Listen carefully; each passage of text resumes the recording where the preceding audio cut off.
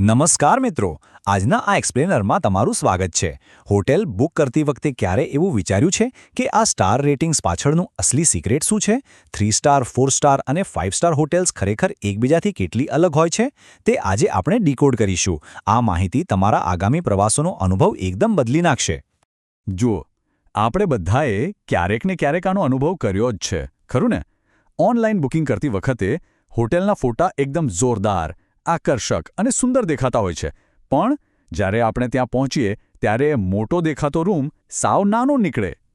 અપેક્ષા અને વાસ્તવિકતા વચ્ચેનો આ તફાવત બહુ નિરાશ કરે છે. આ એક એવી સાર્વત્રિક સમસ્યા છે જેનો સામનો આપણે લગભગ બધાએ કર્યો જ હશે. તો ચાલો આ બાબતમાં થોડા ઊંડા ઉતરીએ. આખરે 3 સ્ટાર, 4 સ્ટાર અને 5 સ્ટાર હોટેલ્સને એકબીજાથી અલગ શું પાડે છે? શું એ માત્ર કિંમતનો ફરક છે કે પછી ફેસિલિટીઝમાં ખરેખર કોઈ મોટો જાદુ હોય છે? આજે આપણે આ જ કન્ફ્યુઝન દૂર કરવાના છીએ.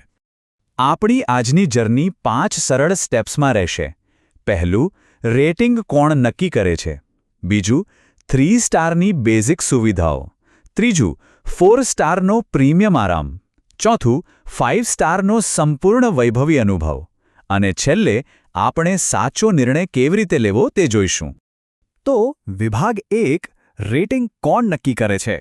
ભારતમાં હોટેલ્સના આ 4 કે 5 સ્ટાર રેટિંગ પાછળ ખરેખર કોનો હાથ છે તે સમજવું બહુ જ જરૂરી છે. ભારતમાં આ મહત્વનું કામ HRAC એટલે કે hotel and restaurant approval and classification committee કરે છે. આ કમિટી સીધી ટુરિઝમ મિનિસ્ટ્રી એટલે કે ભારત સરકારના પર્યટન મંત્રાલય નીચે કામ કરે છે. હવે આ કોઈ ઉપરછલ્લું ચેકિંગ નથી હોતું. આ સમિતિ સ્વૈચ્છિક યોજના હેઠળ હોટેલની સુવિધાઓ, સ્વચ્છતાનું સ્તર અને સર્વિસનું એકદમ બારીકાઈથી ઇન્સ્પેક્શન કરે છે અને તેના આધારે જ 1 સ્ટારથી લઈને છેક 5 સ્ટાર ડિલક્સ સુધીનું રેટિંગ આપવામાં આવે છે. એટલે કે આ સ્ટાર્સ ખરેખર હોટેલની વિશ્વસનીયતા દર્શાવે છે. વિભાગ 2, 3 સ્ટાર હોટેલ અને તેની આવશ્યક સુવિધાઓ. ચાલો બેઝિકથી શરૂઆત કરીએ અને જોઈએ કે 3 સ્ટાર હોટેલ આપણને પાયામાં શું આપે છે. જો તમારું બજેટ મર્યાદિત હોય પણ આરામદાયક રોકાણ જોઈતું હોય તો 3 સ્ટાર એકદમ પરફેક્ટ પસંદગી છે. અહીં તમને શું મળશે? સ્વચ્છ રૂમ, ફ્રી વાઇફાઈ, ટીવી, એસી, બેઝિક ટોયલેટરીઝ અને પાર્કિંગ. હા, સ્ટેન્ડર્ડ રૂમ સર્વિસ પણ હોય જ છે. સાદી ભાષામાં કહીએ તો આ લેવલ પર લક્ઝરી કરતાં તમારી પાયાની જરૂરિયાતો અને આરામને વધુ મહત્વ આપવામાં આવે છે. અને આ બધા માટે તમારે કેટલા ચૂકવવા પડે? સામાન્ય રીતે આનો ખર્ચ 1500થી લઈને 3000 રૂપિયાની આસપાસ હોય છે. બજેટ પ્રવાસીઓ માટે આ એક બહુ જ પ્રેક્ટિકલ અને આર્થિક ઓપ્શન છે. હવે આ આંકડો મગજમાં રાખજો, કારણ કે આગળ આપણે જોઈશું કે બજેટ વધવાની સાથે સુવિધાઓમાં કેવો જબરદસ્ત ઉછાળો આવે છે. વિભાગ 3, 4 સ્ટાર હોટેલનો પ્રીમિયમ આરામ. હવે સવાલ એ છે કે થોડુંક બજેટ વધારીએ તો બેઝિક કમ્ફર્ટથી પ્રીમિયમ એક્સપિરિયન્સ તરફનો જમ્પ કેવો હોય છે? 4 સ્ટાર હોટેલ્સમાં સીન થોડો બદલાઈ જાય છે. અહીં રૂમ ખાલી સ્વચ્છ જ નથી હોતા, પણ ખાસા મોટા અને સ્ટાઇલિશ હોય છે. એકદમ પ્રીમિયમ ક્વોલિટીનું બેડિંગ, રિલેક્સ થવા માટે સ્વિમિંગ પૂલ અને અલગ-અલગ પ્રકારના ભોજન પીરસતી મલ્ટી ક્યુઝિન રેસ્ટોરન્ટ્સ જેવી વસ્તુઓ એડ થઈ જાય છે. ઇન રૂમ ડાઇનિંગ અને એકદમ પ્રોફેશનલ હાઉસકીપિંગ પણ ખરું જ. અહીં સારી સર્વિસ એક ઉત્કૃષ્ટ અનુભવમાં બદલાઈ જાય છે.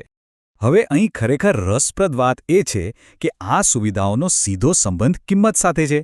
4 સ્ટાર માટે તમારે આશરે 3000થી 8000 રૂપિયા સુધીનો ખર્ચ કરવાની તૈયારી રાખવી પડે. પણ તમે જે એક્સ્ટ્રા પૈસા આપો છો ને એ તમને સ્વિમિંગ પૂલ, જોરદાર ફૂડ અને એ પ્રીમિયમ વાઇબમાં ચોખ્ખા દેખાઈ આવે છે. વિભાગ 4, 5 સ્ટાર હોટેલનો સંપૂર્ણ વૈભવી અનુભવ. તમારા મનમાં ક્યારેય એવો સવાલ થયો છે કે યાર આ 5 સ્ટાર હોટેલ્સ આટલી બધી મોંઘી કેમ હોય છે? લોકો એક રાત માટે આટલા બધા પૈસા કેમ ઉડાવે છે? ચાલો એનું સિક્રેટ પણ જાણી લઈએ. જુઓ, 5 સ્ટાર હોટેલ એ માત્ર રોકાવાની જગ્યા નથી, એ આખી એક લાઇફસ્ટાઇલ છે. એકદમ ગ્રેન્ડ અને luxurious suits, world class spa and wellness centres, 24 કલાક રૂમ સર્વિસ. અરે કેટલીક હોટેલ્સમાં તો સીધું હેલિપેડ એક્સેસ પણ હોય છે. ઇમેજિન કરો, તમને મોંઘીદાટ બ્રાન્ડ્સની ટોયલેટરીઝ પણ મળે. પણ સૌથી મોટી વાત શું છે ખબર છે? એમની પર્સનલાઇઝ્ડ સર્વિસ. સ્ટાફ તમારી નાની પસંદગીઓનું એવું ધ્યાન રાખશે કે તમને કોઈ અલગ જ લેવલની ફિલિંગ આવશે. ઓફકોર્સ, આ એબ્સોલ્યુટ લક્ઝરીની કિંમત પણ એવી જ હોય છે. આની શરૂઆત જ 8000 રૂપિયાથી થાય અને પછી 20000 કે એનાથી પણ ક્યાંય ઉપર જઈ શકે. આ લેવલ પર તમે માત્ર એક રૂમનું ભાડું નથી આપતા. તમે એક એવા વર્લ્ડ ક્લાસ વાતાવરણ અને સ્ટેટસ માટે પે કરી રહ્યા છો જેમાં કોઈ જ બાંધછોડ નથી થતી. વિભાગ 5 સાચો નિર્ણય કેવી રીતે લેવો. હવે સત્તાવાર ગાઈડલાઇન્સ તો આપણે સમજી ગયા, પણ પ્રેક્ટિકલ લાઈફમાં બુકિંગ કરતી વખતે શું ધ્યાન રાખવું? તો અહીં સૌથી અગત્યનો અને નિર્ણાયક પોઈન્ટ એ છે કે સરકારી સ્ટાર્સ તમને માત્ર એક આઈડિયા આપે છે કે શું અપેક્ષા રાખવી, પણ આજના આધુનિક અને ડિજિટલ જમાનામાં સાચી રિયાલિટી તો તમને ઓનલાઈન રિવ્યૂઝ, સોશિયલ મીડિયા અને અગાઉ રોકાઈ ગયેલા મહેમાનોના ફીડબેક પરથી જ મળશે. સ્માર્ટ પ્રવાસી હંમેશા સત્તાવાર રેટિંગ અને લોકોના વાસ્તવિક અનુભવોનું બેલેન્સ રાખીને જ બુકિંગ કરે છે. એટલે આગામી બુકિંગ વખતે આ 5 સ્ટેપ્સ ફોલો કરવાનું ન ભૂલતા. પહેલું, ઓફિશિયલ રેટિંગ ચેક કરો. બીજું, ઓનલાઈન રિવ્યૂઝ અચૂક વાંચો. ત્રીજું, અલગ-અલગ હોટેલ્સની ફેસિલિટીઝ કમ્પેર કરો. ચોથું, લોકેશન અને સર્વિસ પર રિસર્ચ કરો. અને પાંચમું, જો કોઈ મૂંઝવણ હોય તો ટ્રાવેલ એક્સપર્ટ્સની સલાહ લો. જો તમે આટલું કરશો તો તમારો અનુભવ નિરાશાજનક નહીં રહે, એ પાક્કું.